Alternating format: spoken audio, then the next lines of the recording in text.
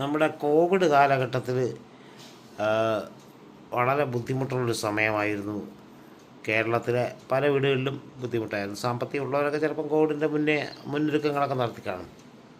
അപ്പോൾ എന്തായാലും നമ്മുടെ സർക്കാരൊന്ന് ഉണർന്ന് പ്രവർത്തിച്ചൊരു കാര്യമാണ് കിറ്റ് വിതരണം.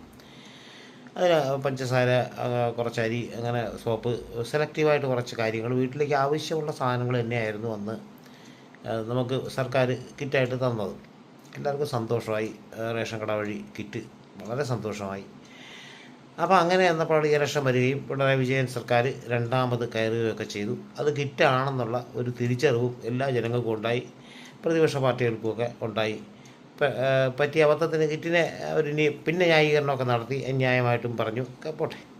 നമ്മുടെ വയനാട് രാഹുൽ ഗാന്ധിയും BJPയിലെ സുരേന്ദ്രൻജിയൊക്കെ മത്സരിക്കുന്ന വയനാട്ടിൽ ഇന്നലെ കുറേയധികം കിറ്റുകൾ പിടിച്ചു.